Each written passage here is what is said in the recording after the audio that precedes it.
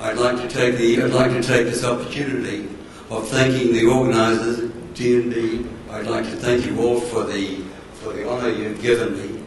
I'm not sure I really deserve it, and frankly, I find this a little bit embarrassing.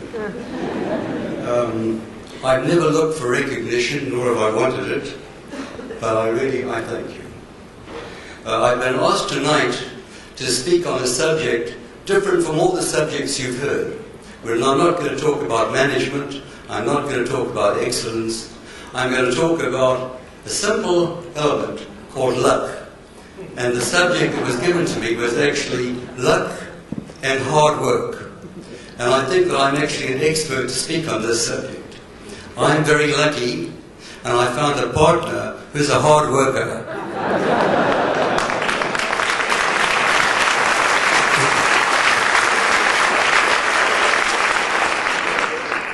On a more serious note, actually we both worked very hard to actually achieve whatever we achieved.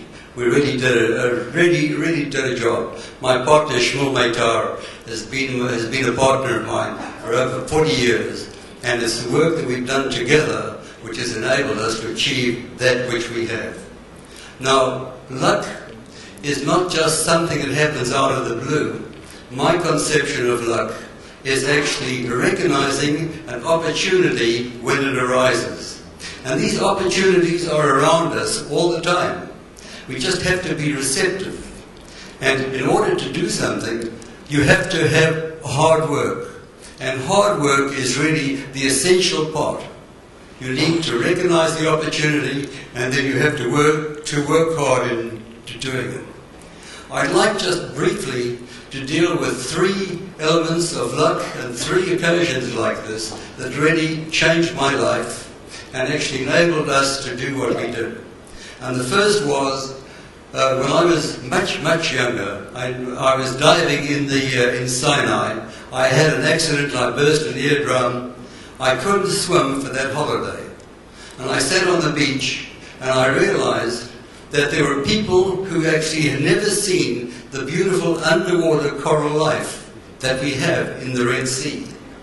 And for the week that I was in Eilat and couldn't swim, I came up with the concept of developing an underwater observatory which would enable people to go underwater and see this beautiful coral life without getting wet. I think we've had today probably about 12 million people have actually visited the observatory.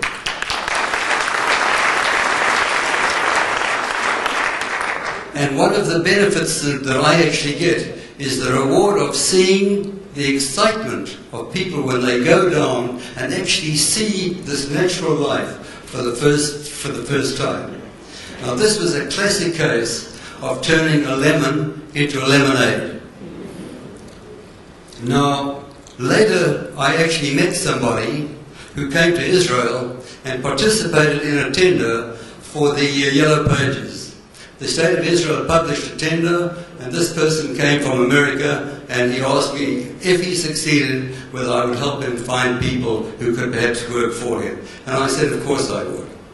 When the tender was decided, the company that he worked for, ITT, who were the biggest Yellow Page operation in the world, who put in the best conditions for the tender, actually lost. And he came and he was very disappointed. I was surprised, and I decided to check and see what happened. And I discovered that the tender was awarded as a result of corruption and political connivance. As a citizen, I felt very upset, because I felt to actually bring ITT to Israel would have been a real mistake. I worked very hard, and I was able to have the tender stopped, re-awarded, and it was subsequently awarded to ITT. When they got the tender, they asked me how much they owed me for the work that I'd done. And I explained to them that I did this as a citizen. I felt that they had the right to do business in my country, and I felt that we had treated them badly. And they couldn't understand my reluctance to actually take money from them. But I felt this was something I was doing as a citizen, not as a paid employee. Well, one thing led to another, and they offered me the job of managing the Yellow Pages, which I took. I was anxious to work for an international conglomerate, and ITT was then the biggest conglomerate in the world. And the experience that I gained was actually worth it to me. And from this, one thing led to the other. We developed a software system because the machinery which we needed to produce Yellow Pages was no longer produced. We developed a software system as a result of this difficulty. We became the leaders in the world in software systems for directories. And then we began developing software systems for telephone billing. I met the people from Southwest Bell. We sold them a system. They were one of the Bell telephone companies. Subsequently, they were taken over by AT&T. And we became the leaders in the world for software billing. Software billing is a very, very big business. The company developed to something like 20,000 employees, doing a turnover of $3 billion a year. And this was the result of a simple step that I took in doing something for somebody else. Not for pay, but to help somebody else. The result was that actually we had this arrangement with AT&T, the biggest telephone company in the world. We actually had a connection with ITT, the biggest conglomerate in the world at that time.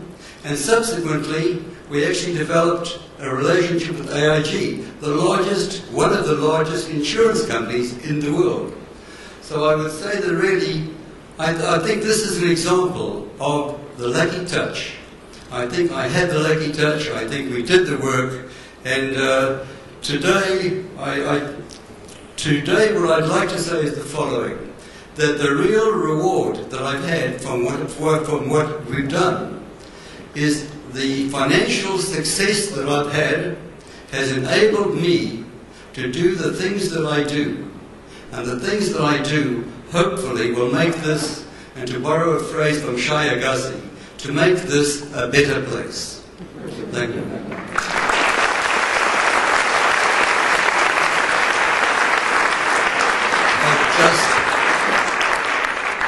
Just one last little story which I was told not to tell, but I would like to because it's here in my heart. In doing things for others, and I saw the film on Matan, which is really part of the same process, in doing things for others. Just a little story. I've just come back from a trip to Ethiopia. On my 80th birthday, I decided to give myself a birthday present. And the birthday present I gave myself was to take a team of eye surgeons to a very remote part of Ethiopia and actually do operations on these very, very simple backward people. And these operations give these people sight. And we did, when I turned 80, which was last year, we did 300 operations. This year I've just come back.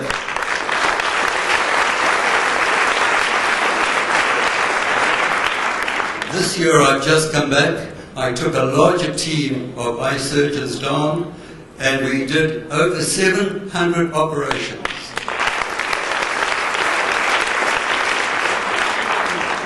I can't tell you how much satisfaction one gets from giving sight to another person. And this is the kind of thing that I would encourage you to do.